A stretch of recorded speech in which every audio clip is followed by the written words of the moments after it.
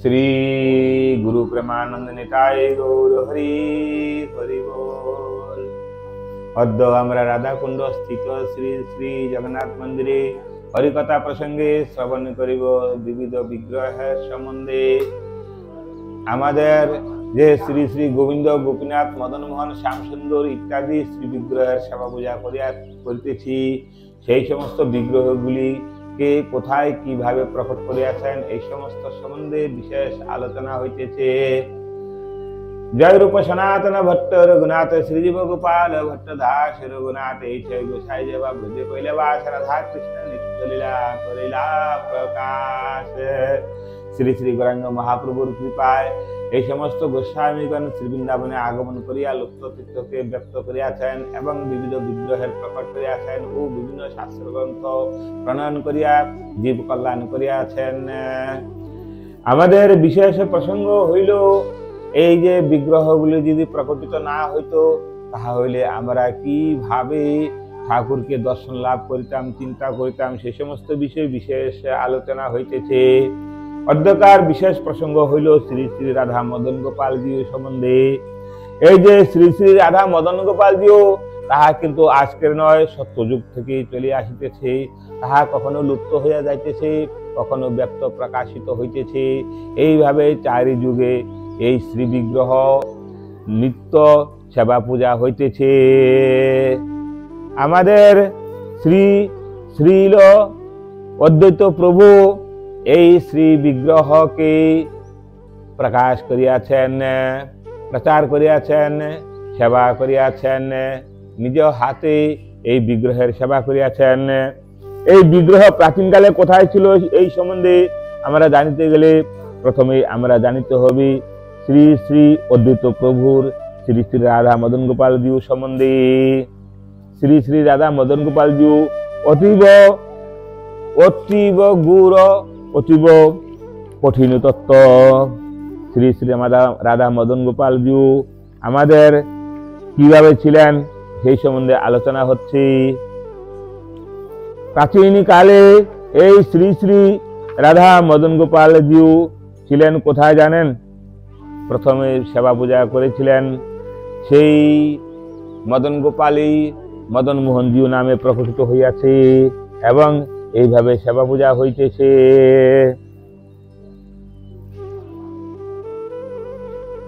শ্রী শ্রী রাধা মদন গোপাল জিউ কি জয়। পঞ্চতত্ত্বের মধ্যে ভক্তাবতার স্বরূপে শ্রী শ্রী অদ্বৈত আচার্য প্রভু তিনি শ্রী বৃন্দাবনে আগমন করিয়া শ্রী রাধা মদন গোপাল জিউকে প্রকট করিয়াছেন। এই সম্বন্ধে শ্রী শ্রী 84 ক্রুশ ব্রজমণ্ডল নামক গ্রন্থ হইতে বৃন্দাবনস্থ প্রাচীন শ্রী মদন মোহন মন্দিরের সন্নিকটে প্রাচীন যমুনা তটে শ্রী অদ্বৈত বট অবস্থিত। একদা শ্রী অদ্বৈত প্রভু বৃন্দাবনে আগমন করিয়া এই বটবৃক্ষের তলে শ্রীকৃষ্ণের আরাধনা করিয়াছিলেন। সেজন্য এই বৃক্ষ অদ্বৈত বট নামে জগতে পরিচিত। এই বৃক্ষ দর্শন ও স্পর্শ মাত্র সর্ব পাপ ক্ষয় হয়। মন্দিরে রাধা মদন গোপাল জিউ শ্রী অদ্বৈত প্রভু ও মাতা শ্রী সীতা ঠাকুরানীর মূর্তি দর্শনীয় এবং নিত্য প্রেমের সহিত সেবা পূজা হইতেছে। মন্দিরের সন্নিকটে যুগল ঘাট ও অদ্বৈত ঘাট অবস্থিত। বর্তমানে সেই ঘাটের চিহ্ন মাত্র দর্শনীয়। যমুনার ধারা প্রাচীনকালে এই স্থান হইতে প্রবাহিত ছিল, বর্তমানে এই চিহ্ন বহু দূরে চলিয়া গিয়াছে। তীর্থযাত্রা বহির্গত হইয়া শ্রী নন্দনন্দনের স্বপ্নানুসারে শ্রী অদ্বৈত প্রভু বৃন্দাবনে আগমন করিয়া এই বটবৃক্ষের মূলে হইতে শ্রী বিগ্রহকে প্রাপ্ত হইয়াছিলেন। তাহার নাম ছিল শ্রী রাধা মদন মোহন জিউ। পরে এই শ্রী বিগ্রহ কিভাবে মদন গোপাল জিউ নামে জগতে পরিচিত হইয়াছিল এই সম্বন্ধে বর্ণনা হইতেছে শ্রী শ্রী অদ্বৈত প্রকাশ নামক গ্রন্থ হইতে। আমাদের এই যে শ্রী বিগ্রহ মদন গোপাল, এই শ্রী বিগ্রহ সম্বন্ধে যদি কেহ জানতে চায় তাহা হইলে আমরা বলতে পারবো কি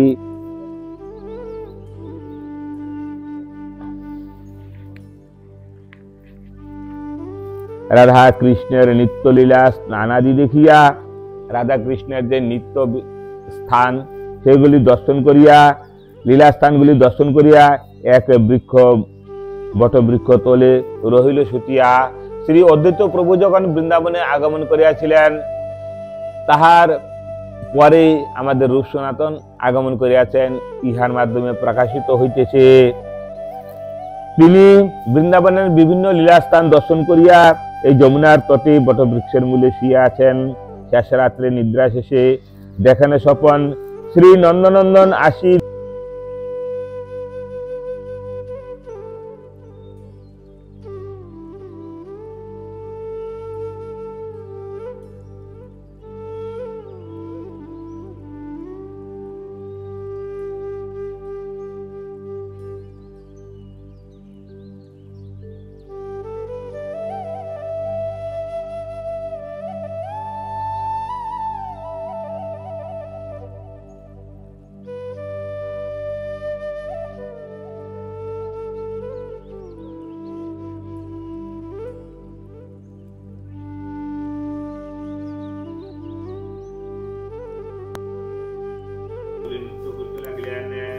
স্বয়ং কৃষ্ণচন্দ্র কহে, তুমি মোর অঙ্গ, তোমার সঙ্গ পাইলে বাড়ি প্রেমের তরঙ্গ।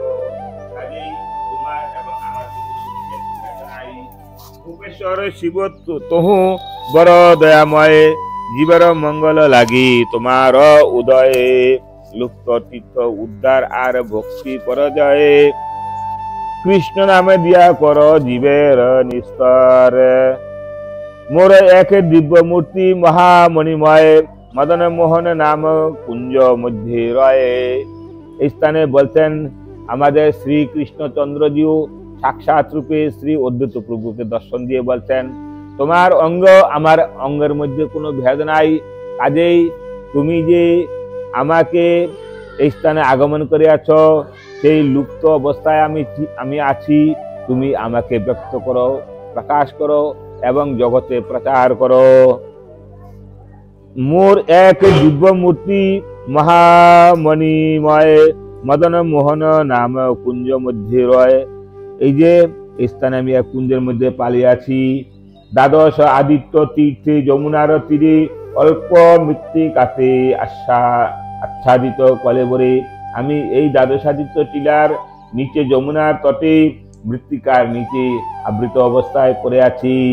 পূর্বে এই মূর্তি কুব্জা কইল সুসেবন, দস্যু ভয়ে শেষে মুই হইনু সংগোপনে। পূর্বে এই মূর্তিটাকে কুব্জা পূজা করিয়াছিলেন। কুব্জা কিভাবে প্রাপ্ত হইয়াছিলেন, সেই কুব্জা সম্বন্ধে জানতে গেলে প্রথমে জানতে হবে এই মূর্তি প্রথমে চলিয়া যায় সেই স্বর্গের রাজা ইন্দ্র, তিনি পূজা করতেছিলেন। সেই স্থান হইতে আমাদের রাবণ যুদ্ধ করে সেই স্থান হইতে নিয়ে আসেন লঙ্কায়। লঙ্কায় তিনি সেবিত হইতে থাকেন। অতঃপর রামচন্দ্র যখন সীতাকে আনয়নের জন্য, সীতা উদ্ধারের জন্য গমন করিয়াছিলেন, তখন রাবণকে বধ করে সেই মদন গোপালকে নিয়ে আসেন অযোধ্যাতে তিনি সেবা পূজা করতেছিলেন। অতঃপর মথুরায় সেই রামচন্দ্রের ভ্রাতা স্থানে আগমন করে সে যখন মথুরাপুরীকে শান্তি স্থাপন করেন, তখন রামচন্দ্র তাহাকে আশীর্বাদ দিয়ে এই মূর্তিকে প্রেরণ করেন বৃন্দাবনে। তিনি এই বৃন্দাবনে আসিয়াছিলেন, কুব্জা তাহার পূজা সেবা করছিলেন। অতঃপর কুব্জার পরে তাহা কালের প্রভাবে চলিয়া আসে বৃন্দাবনে দ্বাদশাদিত্য টিলার নিচে মৃত্তিকার নিচে ছিল।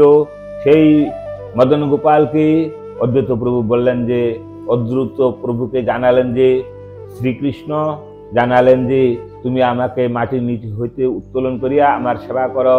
সেজন্য অদ্বৈত প্রভু এই স্থানে এই শ্রী বিগ্রহকে প্রাপ্ত হইয়া সেবা পূজা করিয়াছিলেন।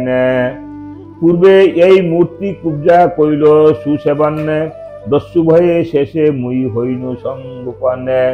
গ্রাম হইতে লোক আনি কারো ভালোমতি, সেবা প্রকাশিয়া কর জগতের হিতি। এত কহি কৃষ্ণচন্দ্র হইলা অন্তর্হিত, প্রভু জাগি শুদ্ধ প্রেমে হইলা পূর্ণিত। এই স্বপ্নাদেশ পাইয়ে তিনি জাগ্রত হয়ে অতঃপর তিনি কি করলেন, তবে উচ্চ হরিনাম গাইতে গাইতে ঊর্ধ্ববাহু হইয়া চলে নাচিতে নাচিতে গ্রামের ভিতরে প্রভু কইলা আগমনে সাধু দেখি লোক সব আইলা সেই স্থানে। অদ্বৈত প্রভু কীর্তন করছেন, এইভাবে কীর্তন করতে করতে গ্রামের ভিতরে প্রবেশ করলেন। ব্রজবাসীদেরকে বললেন যে তোমরা শোনো, আমার বাক্য শ্রবণ করো, আমি এই ভগবানকে বিগ্রহকে প্রকট করিব, তুমি আমার সহিত গমন করো। তোমরা আমার সহিত গমন করিয়া সেই শ্রী বিগ্রহকে প্রকট করো। তখন অদ্বৈত প্রভুর আজ্ঞা অনুসারে প্রভু কহে, তুমি সব চল সত্তর দ্বাদশ আদিত্য তীর্থে যমুনার তীরে, ছোট বড় দেবা আছে চল মোর সঙ্গে, উঠাইমু কৃষ্ণ মূর্তি ললিত ত্রিভঙ্গে। অদ্বৈত প্রভু বললেন যে তোমরা চলো আমার সহিত, আমরা সেই স্থানে গিয়ে সেই শ্রী বিগ্রহকে উদ্ধার করিব। তাহা শুনি লোকসব অতি হরষিতে কুঠারি কোদালি লইয়া চলিলা তরিতে। যেইভাবে শ্রীনাথজিকে প্রকট করিয়াছিলেন মাধবেন্দ্র পুরী গোস্বামী পাদ, সেইভাবে অদ্বৈত প্রভু প্রকট করিয়াছেন এই মদন গোপালজিকে। মদন গোপাল এবং মদন মোহনের মধ্যে বিশেষ একটা অন্তর নাই। মদন মোহনের সেবা করিয়াছেন শ্রী শ্রী সনাতন গোস্বামী পাদ, আর মদন গোপাল রূপে প্রাপ্ত হইয়াছেন শ্রী অদ্বৈত প্রভু। বহু পরিশ্রমে সবে কারিল বিগ্রহ, অত্যাশ্চর্য রূপে ব্রজবাসী হইল মোহ। তাহারা অনেক কষ্টে মাটির নিচে হইতে এই শ্রী বিগ্রহকে প্রাপ্ত হইলেন এবং তাহাকে দেখিয়া তাহারা সকলে মোহিত হয়ে গেলেন। তবে বট বৃক্ষ তলে ঝুপড়ি বান্ধিয়া অভিষেক করি তেহ ঠাকুর স্থাপিলা। তখন শ্রী অদ্বৈত প্রভু দধি দুগ্ধ ঘৃত মধু শর্করা ইত্যাদির মাধ্যমে অভিষেক করাইয়া শ্রী বিগ্রহকে একটি ঝুপড়ি বান্ধিয়া সেই স্থানে সেবা পূজার ব্যবস্থা করিলেন। একজন সদাচারী বৈষ্ণব ব্রাহ্মণে নিযুক্ত করিয়া প্রভু বিগ্রহ সেবনে। প্রভু এই সেবা করার জন্য এক সদাচারী ব্রাহ্মণকে নিযুক্ত করিয়া দিলেন এবং তিনি নিত্য যেইভাবে বৃন্দাবনকে পরিক্রমা দেন সেইভাবে তিনি পরিক্রমা দিতেন। বৃন্দাবন পরিক্রমায় করিলাগমন হেনকালে শুনো এক দৈবের ঘটন। অদ্বৈত প্রভু নিত্য বৃন্দাবন পরিক্রমা দিয়া থাকেন। আমাদের গৌরাঙ্গ মহাপ্রভু পরিক্রমা দিয়েছেন, রূপ সনাতন আদি পরিক্রমা দিয়েছেন, সেই জন্য আমরাও অদ্যাবধি সেইভাবে পরিক্রমা দিতেছি। হরি বলবো আর মদন মোহনে হেরবো গো, এইভাবে ব্রজের পথে চলবো গো। এইভাবে তাহারা কীর্তন করে করে পরিক্রমা দিয়েছিলেন, সেই জন্য আমরাও সেইভাবে পরিক্রমা করিয়া থাকি। দুষ্ট যমনেরা পাইয়া ঠাকুরের তত্ত্ব ভাবে, ঠাকুর ভাঙ্গি হিন্দুর নাসিব মহত্ব। এই কথা শ্রবণ করিয়া যবন মুসলমানগণ চিন্তা করলেন যে আমরা হিন্দুর যে হিন্দুত্ব তাহা নষ্ট করিব, বিগ্রহকে আমরা লুপ্ত করিয়া দিব। এই প্রকার চিন্তা করিয়া যুক্তি করি ম্লেচ্ছগণ হইয়া একত্র অদ্বৈত বটেতে আইলা লইয়া অস্ত্র শস্ত্র। তাহারা অদ্বৈত বটের নিকটে আসিলেন অস্ত্র শস্ত্র নিয়ে সেই বিগ্রহকে নষ্ট করিবার জন্য। সেই সময় পূজারীজি গিয়েছিলেন বাহিরে, আর অদ্বৈত প্রভু গিয়াছেন পরিক্রমাতে। গৃহের মধ্যে কাহই ছিলেন না। তখন মদন মোহন চিন্তা করলেন যে এখন আমি কি উপায় করি, আমাকে তো ভক্তের প্রেমে বশীভূত হইয়া আমি বিগ্রহ রূপে প্রকটিত হইয়াছি, এখন আমাকে কি করে সেই রক্ষা করা যায় সেই চিন্তা এখন আমাকেই করতে হবে। তখন মদন মোহন দুষ্ট ম্লেচ্ছ ভয় পাইয়া পুষ্পতলে লুকাইলা গোপাল হইয়া। আহা কি আনন্দের বিষয়। তখন সেই সময় মদন মোহন মদন গোপাল নামে ছোট্ট হয়ে তিনি তাহার যে পুষ্পগুলি ছিল সেই পুষ্পের নিচে ভিতরে গিয়ে পালাইয়া গেলেন। ম্লেচ্ছগণ প্রবেশিলা শ্রীমন্দিরের দ্বারে, প্রবেশিয়া মন্দিরের ভিতরে গিয়া কি করলেন, ঠাকুর না দেখি গেলা দুঃখিত অন্তরে। ঠাকুরকে তাহারা দেখতে পেলেন না, তখন তাহারা মনের দুঃখে তাহারা পুনরায় নিজ স্থানে চলিয়া গেলেন। সেবাইতে দ্বিজ আইলা পুজিবার তোরে, ঠাকুর না দেখি ঘরে হাহাকার করে। অতঃপর সেবাই যখন এলেন সেই সদাচারী ব্রাহ্মণ তিনি এসে আর ঠাকুরকে দেখতে পাচ্ছেন না, তখন হাই হাই করে কান্নাকাটি করছেন যে আমি এখন কি করি উপায়। আমার অদ্বৈত প্রভু আসলে আমি তাহাকে কি বলে সান্ত্বনা দিব, আমার শ্রী বিগ্রহকে কোথায় কিভাবে নিয়ে গেল। এইভাবে তিনি কান্নাকাটি করছেন। তবে এক শিশু মুখে দ্বিজ পাইলা তত্ত্ব, ম্লেচ্ছগণ দেবগৃহে করিলা দৌরাত্ম।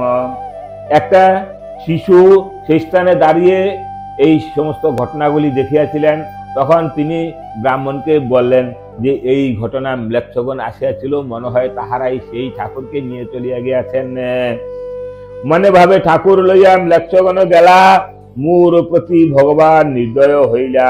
বললেন, হে হায় প্রভু, আমি পেয়েছিলাম ধন, তাহা আবার হারা হয়ে গেলাম, এখন আমি কি করি উপায়।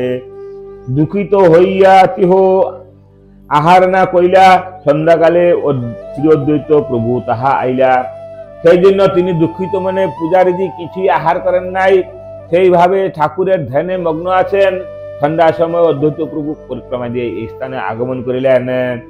দ্বিজবর মুখে প্রভু শুনি বিবরণ, শূন্য গৃহ দেখি বহু করিলা রোদন।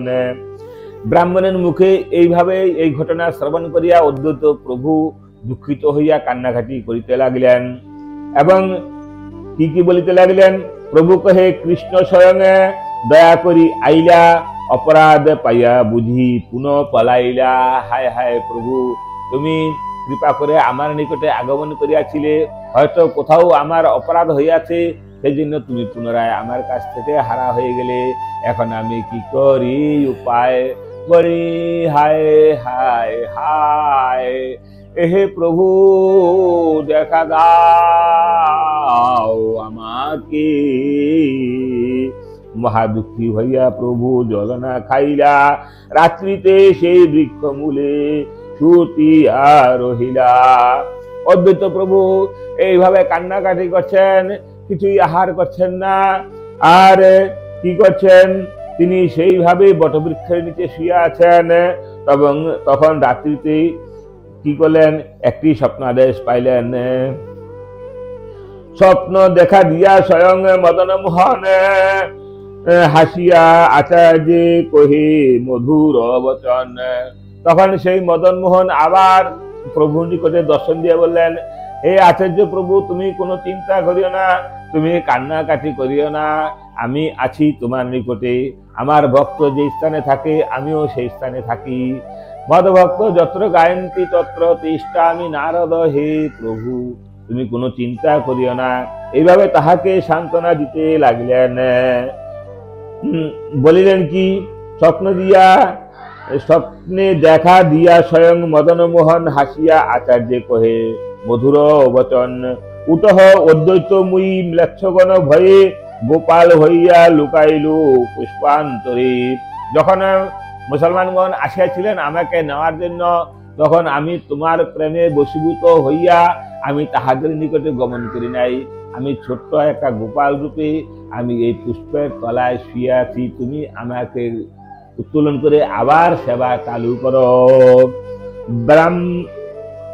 ব্রহ্মাদ্যের নাহি এরূপ দর্শনের শক্তি, তবে ভক্তি চক্ষে মাত্র পাইবে স্ফূর্তি। বলছে এই ব্রহ্মাদি দেবগণ ধ্যানে নাহি পায়, সেদন বঞ্চিত হলে কি হবে উপায়। কাজেই এই যে দেবদেব দুর্লভ ধন, কাজেই তুমি যে প্রাপ্ত হইয়াছ, আমি তোমার প্রেমে বশীভূত হইয়া আমি পুষ্পের ভিতরে পারে আছি, তুমি আমাকে উত্তোলন করিয়া সেবার ব্যবস্থা করো। হ্যাঁ, শ্রী পূর্ব সিদ্ধ রূপে হইব প্রকাশ, আমি আবার আগের মতো প্রকাশিত হইব, লোকসবে দেখি পাইবে অন্তরে উল্লাস।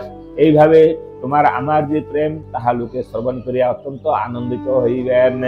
কাজেই ভক্তের যে অধীন ভগবান তাহা সকলেই বুঝিতে পারিবেন। স্বপ্ন দেখি প্রভু ঝাট মন্দিরে গেলা, পুষ্পতলে বিরাজিত গোপালে দেখিলা। প্রভু যে কান্নাকাটি করেছিলেন গোপালের জন্য, প্রভু পুনরায় পুষ্পের ভিতর থেকে সেই গোপালকে দর্শন করে আনন্দে উৎফুল্লিত হয়ে নৃত্য কীর্তন করিতে লাগিলেন। প্রভু হে দেখা দাও আমাকে। প্রভু হে দেখা দাও আমাকে। এইভাবে অদ্বৈত প্রভু যখন কান্নাকাটি করেছিলেন, তখন স্বয়ং প্রভু আবার এসে তাহাকে সেই মদন গোপাল রূপে দর্শন দিয়াছিলেন।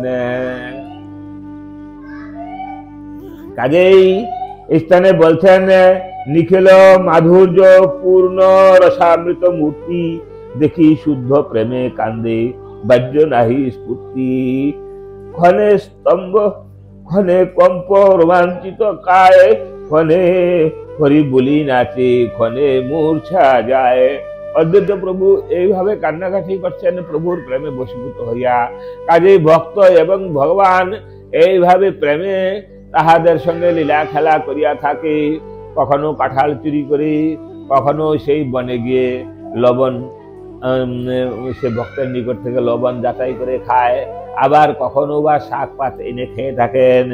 এইভাবে অদ্বৈত প্রভুর সঙ্গেও ভগবান এইভাবে লীলা খেলা করছেন। কতক্ষণে শ্রী অদ্বৈত বাহ্য প্রকাশিলা, ফল জল শ্রী গোপালে ভোগ লাগাইলা। অতঃপর অদ্বৈত প্রভু গোপালকে প্রাপ্ত হইয়া সেই কোলে নিয়ে বুকে নিয়ে স্থান দিয়ে তাহার সহিত আলিঙ্গন করে তাহাকে সিংহাসনে বসাই ভোগ লাগাইলেন এবং তাহার সেবা করতে লাগলেন। শ্রী মহাপ্রসাদ প্রভু করিয়া গ্রহণ, অতুল্য কৃষ্ণের দয়া করিল চিন্তন। এইভাবে হৃদয়ে যদি প্রেম না আসে, তাহলে কৃষ্ণকে দর্শন লাভ হয় না। যদি ভক্তের প্রেমে বলতে যদি হয় যোগ, না হয় বিয়োগ, বিয়োগ হইলে পরে প্রাণে না জিয়। বলছে ভক্তের প্রেমে যদি একবার হৃদয়ে জাগ্রত হয়, সেই প্রেমে ডুবুডুবু থাকে। যদি সেই প্রেম হইতে বর্ধিত হয়, তখন সে আর স্থির থাকিতে পারে না। তখন পুনরায় প্রভু তাহাকে দর্শন দিয়ে তাহাকে কৃপা করিয়া থাকেন।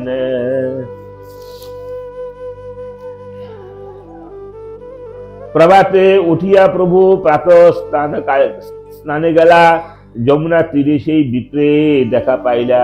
প্রভু তখন সকালবেলা গিয়ে স্নান করতে, নিত্য যমুনাতে স্নান করতে যায়। স্নান করতে গিয়েছেন, দেখেন সেই পূজারী সেই স্থানে আছে। তখন প্রভু বলছেন পূজারীকে, হে পূজারীজি, তুমি চিন্তা করিও না, প্রভু আবার সেই মন্দিরে আগমন করে আছে, তুমি সেই স্থানে গমন করো। সেই প্রভুর যে মন্দির, সেই বিল্ডিং সেই রকম কারুকার্য যুক্ত নয়, তাহা ছিল ঝুবড়ি যুক্ত। সেই স্থানে তুমি গমন করো, তুমি সেই স্থানে গিয়ে আবার ঠাকুরকে দেখতে পাবে, তুমি সেবার ব্যবস্থা করো। প্রভু কহে, বিপ্র ঝাট যাহ শ্রীমন্দিরে, ঠাকুর উঠাইয়া পূজা করহ সত্তরে। মদন গোপাল নামে করিবা পূজন, নিগুড় রহস্য শুনি নাহি প্রয়োজন। বলছে এখন আর মদন মোহন নাই, তুমি মদন গোপাল নামে তাহাকে সেবার করবে। কাজে তাহার যে কি করে মদন গোপাল হবে, এই সম্বন্ধে তুমি চিন্তা করিও না, তাহা তুমি বুঝিতে পারবে না। তুমি সরল সোজা ভাবে সেই মদন মোহনকে মদন গোপাল নামে পূজা করিবে। দ্বিজ কহে শ্রী বিগ্রহ নাহি মন্দিরে, প্রভু কহে ভক্তে কৃষ্ণ ছাড়িতে না পারে। ব্রাহ্মণ বললেন যে, হে প্রভু, আমি তো মন্দিরে গিয়ে ঠাকুর দেখতে পাই না, আমি কি করে পূজা করিব? তখন অদ্বৈত প্রভু বলছেন, সে ভক্তকে ভগবান ছাড়িতে পারে না। কাজে ভগবান মন্দিরে আবার এসেছে, তুমি যাও, গিয়া দেখবে, তুমি তাহার সেবা করো। আচার্য মানিয়া বিপ্র করিলা গমন, ঠাকুর দেখিলা দ্বার করি উদ্ঘাটন। তখন অদ্বৈত প্রভুর বাক্য শুনে পূজারীজি সেই দরজা খুলে সেই বিগ্রহকে দর্শন করিলেন। প্রেমাবিষ্ট হইয়া দ্বিজ বহু স্তুতি করে, মদন গোপাল নামে পূজিলা ঠাকুরে। তখন স্তুতি করতে লাগলেন, হা কৃষ্ণ করুণা সিন্ধু দীনবন্ধু জগৎপতে গোপেশ গোপিকা কান্ত রাধা কান্ত নমঃ স্তুতি। এইভাবে স্তুতি করে তিনি মদন গোপালের পূজা করতে লাগলেন। তদবধি শ্রী বিগ্রহ মদন মোহন, মদন গোপাল নামে হইলা প্রকটন। সেই জন্য সেই সময় হইতে কি হইলেন, তদবধি শ্রী বিগ্রহ মদন মোহন, মদন গোপাল নামে হইলা প্রকটন। এই যে অদ্বৈত প্রকাশ গ্রন্থি বলছেন, এই যে মদন মোহন পুনরায় মদন গোপাল নামে জগতে প্রকটিত হলেন। এই যে মদন গোপাল জি এই তত্ত্ব, বিশেষ কঠিন তত্ত্ব, গুরু তত্ত্ব, এই তত্ত্ব যিনি জানিবেন তাহার আর অজানার কিছুই বাকি থাকে না। এই প্রেমের রসে যিনি ডুবুডুবু হবেন, তাহার হৃদয়ে গোবিন্দ জাগ্রত হবেন এবং তিনি তাহার আরাধ্য দেবতাকে যেভাবে পূজা করেন, সেবা করেন, আরাধনা করেন, ধ্যান করেন, সেইভাবে তাহাকে দর্শন করিতে পারিবেন। কাজেই আমাদের শালগ্রাম হইতে যেইভাবে রাধারমণ প্রকটিত হইয়াছেন, শ্রী গিরিরাজ হইতে যেইভাবে চরণ দর্শন প্রাপ্ত হইয়াছেন, সেই গিরিরাজ হইতে যেইভাবে মাধবেন্দ্র পুরী গোস্বামীপাদ শ্রীনাথজিকে দর্শন করিয়াছেন, তদ্রূপে আমাদের শ্রী অদ্বৈত প্রভু শ্রী রাধা মদন মোহন জি কি শ্রী রাধা মদন গোপাল নামে প্রকটিত করিয়াছেন। একদিন রাত্রে প্রভু স্বপ্নাবেশে মদন গোপাল কহে সুমধুর ভাষী। আজ একটি দুঃখের কথা বললেন।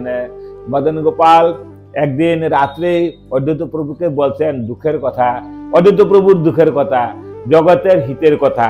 কথাটা হইল কি, ওহে শ্রী অদ্বৈতাচার্য শুনো এক কথা, মথুরার চুবে এক আসিবে এক হেতা।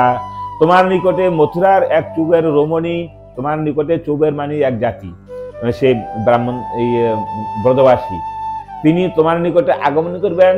কি করবে? আগমন করিলে তুমি কি করবে? ইহা দুষ্ট ম্লেচ্ছগণের অত্যাচার হয়, চৌবে মুরে সমর্পিয়া হও নিঃসংশয়।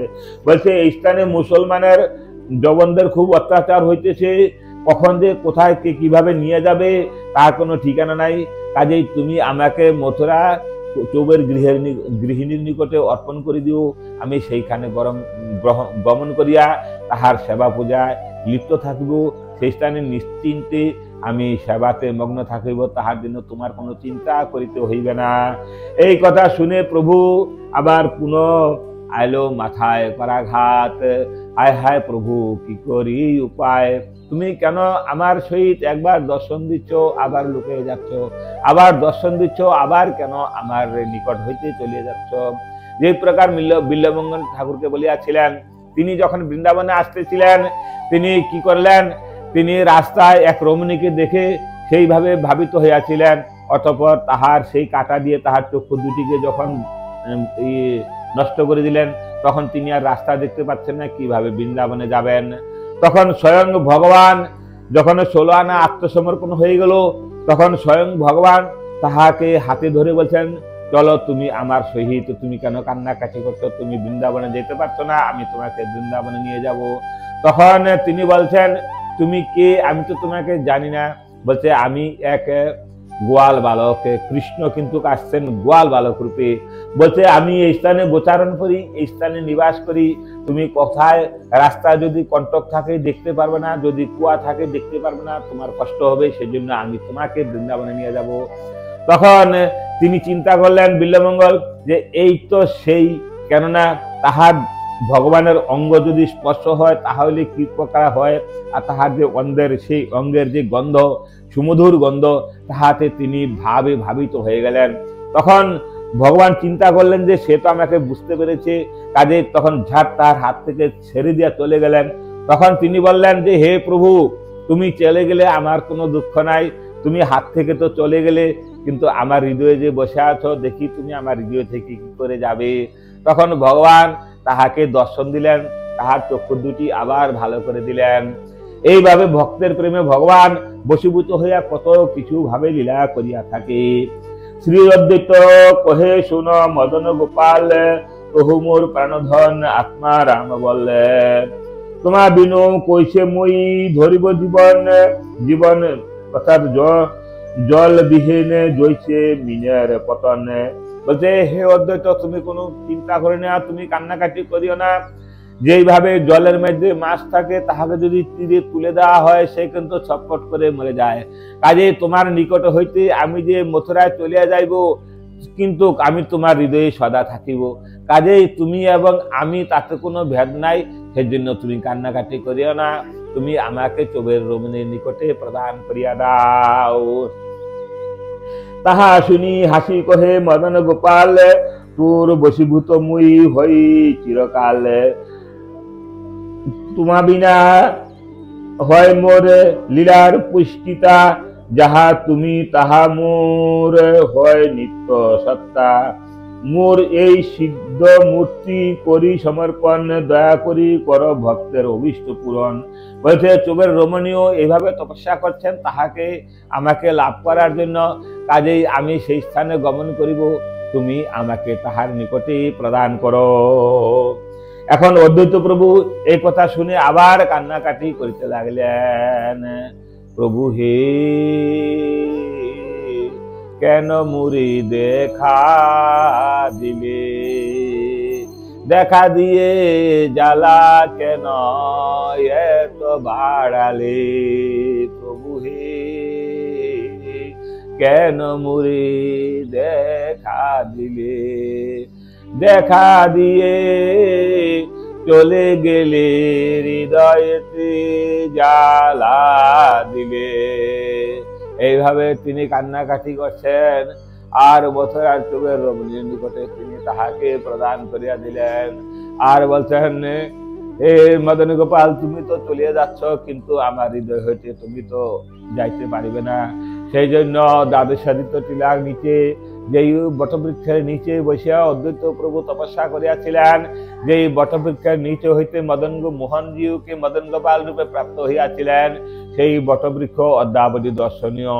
এবং বটবৃক্ষের নিচে শ্রী অদ্বৈত প্রভু এবং তাহার স্ত্রী সীতা ঠাকুরানীর বিগ্রহ অদ্যাবধি দর্শনীয়।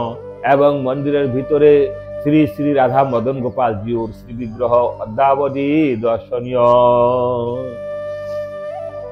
কাজেই এই সেই মদন গোপাল যখন মথুরায় চলিয়া যায়, তখন তিনি আবার মদন মোহন নামে সেই স্থানে সেবা পূজা হইতেছে। চোবের রমণীর যে স্ত্রী, তাহার যে সন্তান আছে, তাহার সহিত মদন গোপাল খেলা করছেন মদন মোহন রূপে। তাহার সঙ্গে একই থালে প্রসাদ পাচ্ছেন, একজনের ঝুটা আরেকজনে দিচ্ছেন, একজনের ঝুটা আরেকজনে খাচ্ছেন। মাতা যে তাহাদের সেবা করছেন বাৎসল্য প্রেমে, তাহার কিন্তু সেই সদাচারী ভাব রাখতে পারছেন না। কেননা গোপাল যখন কান্নাকাটি করে তখন তাকে স্তন্দান করে, আবার যখন গোপালকে সেইভাবে স্নান করায়, ঘুম পাড়ায়, যখন তাহার ভোজনের প্রয়োজন হয় তখন তাহাকে ভোগ লাগায়। সনাতন গোস্বামী পাদ যখন বৃন্দাবনে আগমন করেন, তিনি আগমন করিয়া বৃন্দাবন হইতে মথুরায় যাইতেন সেই মাধুকরীর জন্য, সেই চুন ভিক্ষার জন্য, আটা ভিক্ষার জন্য। বৃন্দাবনের জনবসতি কম ছিল, সেই জন্য তিনি সেই স্থানে গমন করিতেন। এই মদন মোহনজিউ মদন গোপাল রূপে সেই স্থানে যে চলিয়া গেছেন, সেই স্থানে তিনি আবার মদন মোহন নামে পূজা সেবা করিতেছেন হইতেছেন। তিনি তাহার সদাচারী ভাব না দেখে তাহার রমণীকে বললেন, হে মা, তুমি একটু ভালোভাবে এইভাবে সদাচারীর মাধ্যমে সেবা করো। তিনি যখন এইভাবে সদাচারীর মাধ্যমে সেবা করতে যায়, তখন অনেক বেলা হয়ে যায়। তখন মদন গোপাল আবার কান্নাকাটি করে, মাতা গো, আমার ক্ষুধা লাগিয়াছে, তুমি আমাকে খাবার দাও। এইভাবে গোপালের যখন দেরি হয়ে যায়, গোপাল কান্নাকাটি করে, তখন সেই আমাদের সেই শ্রীকৃষ্ণচন্দ্র সেই মদন গোপাল আবার স্বপ্নাদেশ দিয়ে বললেন সনাতন গোস্বামী পাদকে, তুমি তাহাকে কেন এইভাবে কঠোর সাধনে রত করাইতেছ? সে যখন কঠোর সাধনে যায়, স্নান করবে, এইভাবে তার সেই সদাচারী পালন করে আমাকে ভোগ লাগাবে, ততক্ষণ আমার ক্ষুধা লাগে। তখন বললেন যে তুমি বলো আবার সেইভাবে যেন আমাকে পূজা করি, এবং এতদিন আমি তাহার নিকটে সেবা করিয়াছি, এখন আমি আবার তোমার নিকটে, আমি রাজভোগ থেকে আবার বন ফুলে বন জল তুলসীতে আমি সেবা করিব, আমি তোমার নিকটে আগমন করিব। এইদিকে চোবের রমণীয়কে আবার বললেন যে, কি হে মা, আমি তো তোমার নিকটে এতদিন ছিলাম, আমি এখন সেই সনাতন গোস্বামী পাদের নিকটে গমন করিব, তুমি তাহার নিকটে আমাকে প্রদান করিয়া দিও। এই যে মাতা যে তাহার ছেলের সঙ্গে যে গোপালকে খেলা করাতেন, সেই যে ভাব ছিল, এই ভাব থেকে বঞ্চিত হবেন, সেজন্য মাও কান্নাকাটি করতে লাগলেন। গোপাল রে কাছে আয় দেখা দে। তুই কি করে চলে যাবি রে গোপাল, अरे तोर बिरहेते जले मरी देखा दे गोपाल रे देखा दे। মা আবার কান্নাকাটি করতেন। পরের দিন সেই সনাতন গোস্বামী পাদ যখন এলেন তখন মাতা বললেন যে এইভাবে আমাকে স্বপ্ন দেয়া বলছেন, আমি কি করি উপায়, আমার যে হৃদয়ে মানে না, আমার চোখের জলে বুক ভেসে যাচ্ছে, আমি কি করি উপায়। তখন সনাতন গোস্বামী পাদ বলছেন আমাকেও এইভাবে স্বপ্ন দেয়া বলছেন, আমার নিকটে তিনি আসবেন, বনফুলের মাধ্যমে পূজা সেবিত হবেন। তখন মাতা তাহাকে অর্পণ করে দিলেন। মাতাও সেইভাবে কান্নাকাটি করতে লাগলেন, গোপাল রে কাছে আয় দেখা দে। তুই কেন এত দুঃখ পেয়ে আমার নিকট হইতে চলিয়া গেলে, বল আমাকে তোকে কে দিয়াছে দুঃখ, বলে আমাকে। এদিকে মাতাও কান্নাকাটি করছেন, আর সনাতন গোস্বামী পাদ নিয়ে আসছেন দ্বাদশাদিত্য টিলাতে। সেইখানে তিনি মদন মোহনজিউকে সেবা করছেন, মদন গোপালকে আবার মদন মোহনজিউ নামে সেবা করছেন। তখন সনাতন গোস্বামী পাদ নিত্য সেই চুন আটা ভিক্ষা করে আনে, তো তিনি তো বিরক্ত সন্ন্যাসী, কাহার নিকটে তেল মশলা সেই শাক সবজি এই সমস্ত মাগা যাত্রা করেন না। তখন নিত্য সেই আটাটাকে এনে জলের মধ্যে গুলে বন থেকে কান্ডা মানে এই ঘুটে অর্থাৎ সেই গোবর আছে না, সেটাকে শুকানো যে থাকে বনের মধ্যে, সেই মাঠের মধ্যে, সেটার মাধ্যমে তিনি সেটাকে পুড়িয়ে সেটাকে আঙ্গা রুটি বলা হয়, তিনি এগুলিকে ভোগ লাগায়। তখন একদিন মদন মোহন বলছেন, হে সনাতন গোস্বামী, তুমি আমাকে আর কতই এইভাবে খাওয়াবে? হ্যাঁ, আমি বিনা লবণে তেল মশলায় শাকসবজিতে আমি আর কত আঙ্গা রুটি খাওয়াবো, আমাকে একটু লবণ দাও। তখন সনাতন গোস্বামী পাদ বলছেন যে তুমি আজকে আমার নিকটে লবণ চাবে, কালকে চিনি চাবে, কাজে আমি কোথায় পাবো এই সমস্ত জিনিস, আর আমি কাহার নিকটে বারবার মাঙ্গা করতে যাব, কাজে আমার দ্বারা এগুলি হবে না। আমি দেখো ভগবানকে পাওয়ার জন্য কত সুন্দর সেবা করি, আদর যত্ন করি, আর স্বয়ং ভগবান আসছেন তাহার নিকটে মাগছেন, তিনি বলছেন আমার দ্বারা এগুলি হবে না। দেখো কিভাবে জীবকে শিক্ষা দিচ্ছেন, ভক্ত এবং ভগবানের সঙ্গে যে কি প্রেম, তাহা এই মদন গোপাল এবং মদন মোহন নামে আমরা বিশেষ সুন্দরভাবে জানিতে পারি। তখন বলছেন আমার দ্বারা এগুলি সম্ভব নয়, যদি তুমি নিজে আনো, তুমি তাহার ব্যবস্থা করো। তখন এক সদাগর যাচ্ছিলেন এই যমুনার পাশ দিয়ে মথুরাতে মাল নিয়ে বিক্রি করবে বলে। তখন হঠাৎ জাহাজটা এখানে আটকিয়ে যায়। তো রাত্রেবেলা কোথাও কিছু দেখতে পাচ্ছে না, দেখছেন পাহাড়ের উপরে সনাতন গোস্বামী পাদ যে আছে তা জানেন না, সেখানে একটা বাতি জ্বলছে। তখন সেখানে তিনি গেলেন, গিয়া বললেন, প্রভু আমার জাহাজটা যাচ্ছে না, আপনি বৈষ্ণব, আপনি একটু কৃপা করে বলুন যে জাহাজটা যদি চলে আমি বাণিজ্য করে যাহা কিছু পাবো আমি এই ঠাকুরের সেবাতে লাগাবো। তিনি কিছুই মুখে বলছেন না, কিন্তু অন্তর্যামী ভগবান তিনি তো জানেন। যখনই তিনি তাহার নিকটে আজ্ঞা নিয়ে জাহাজে চড়ে গেলেন, সঙ্গে সঙ্গে জাহাজ চলতে শুরু হলো। আর তিনি মথুরাতে গিয়ে অন্যদিন যাহা লাভ হয় তাহার দ্বিগুণ লাভ হয়ে গেল। তখন তিনি চিন্তা করলেন যে এই ঠাকুরের এই লীলা। তখন তিনি এসে এই যে সুন্দর মন্দির তৈরি হয়েছিল, কিন্তু এই মন্দির তৈরি হলে কি হবে, এই স্থানে বহুদিন সেবা পূজা ছিল। অতঃপর সেই কালো যবন আবার সেই মুসলমানের অত্যাচার, বৃন্দাবনে কিন্তু বহুদিন মুসলমানের অত্যাচার হয়েছিল, গোবিন্দ মন্দির তাও তোলপার করে ভেঙে দিয়েছিল, এখনো সেইভাবে দর্শন লাভ হয়ে থাকে।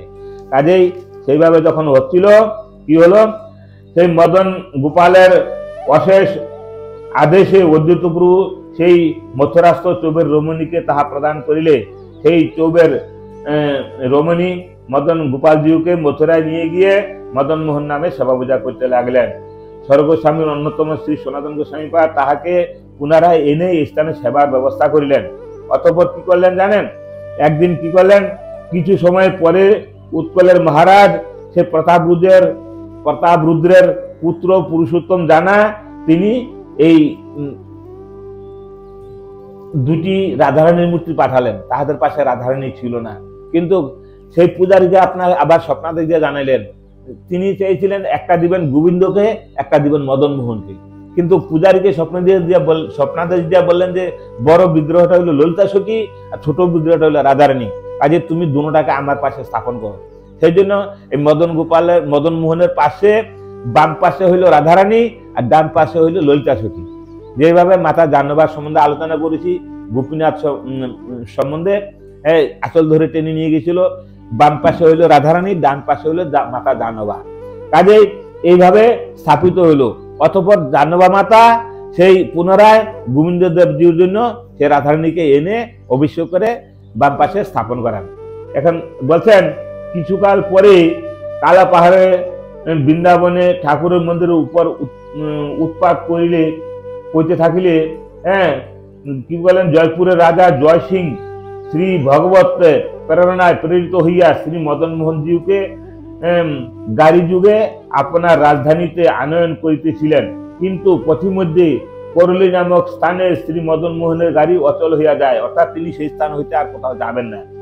বহু চেষ্টা সত্ত্বেও গাড়ি অগ্রে চালাইতে অক্ষম হইয়া সেই স্থানে মদন মোহন স্থাপিত হইলেন এবং সেই করলিতে অদ্যাবধি শ্রী মদন মোহনজিওর বিগ্রহ সেবা পূজা হইতেছে, সেই বিগ্রহ। আর এই স্থানে এই মদন মোহন মন্দির পাশেই এই নতুন একটি মন্দির বানাইয়া সেই স্থানে নন্দকুমার বসু আবার সেই সেবা পূজা স্থাপন করলেন। আর অদ্বৈত প্রভুর সেবিত যে শ্রী বিগ্রহ মদন গোপাল, তাহা অদ্যাবধি সেই স্থানেই অদ্বৈত বটের বৃক্ষের পাশেই দর্শনীয়। আর আমাদের এই যে মদন মোহন আর মদন গোপাল, আবার বলা হচ্ছে সনাতন গোস্বামী পাদে সেবিত হইল শ্রী শ্রী রাধা মদন মোহন, আর শ্রী অদ্বৈত প্রভুর সেবিত বিগ্রহ হইল শ্রী শ্রী রাধা মদন গোপাল। তো মদন মোহন হইল টিলার উপরে আর মদন গোপাল হইল টিলার নিচে। সনাতন গোস্বামী ভজন করেছেন টিলার উপরে আর অদ্বৈত প্রভু ভজন করছেন টিলার নিচে, একই জায়গাতে অবস্থিত। এই মদন গোপালে পূর্বে ছিল, তিনি পরপর পরিবর্তন হয়েছেন। তিনি স্বর্গে গিয়েছিলেন, সেখান থেকে আবার লঙ্কা গিয়েছেন, লঙ্কা থেকে তিনি আবার অযোধ্যাতে এসেছেন, অযোধ্যা থেকে বৃন্দাবনে এসেছেন, বৃন্দাবনে মানে সেই কুবজার নিকটে এসেছেন, সেখান থেকে আবার এই দ্বাদশাদিত্য টিলার নিচে মাটির নিচে আবদ্ধ ছিলেন। এইভাবে তিনি কখনো প্রকটিত হচ্ছেন, কখনো অপ্রকটিত অবস্থা আছেন। এইভাবে তাহাদের লীলা বিস্তার হচ্ছে।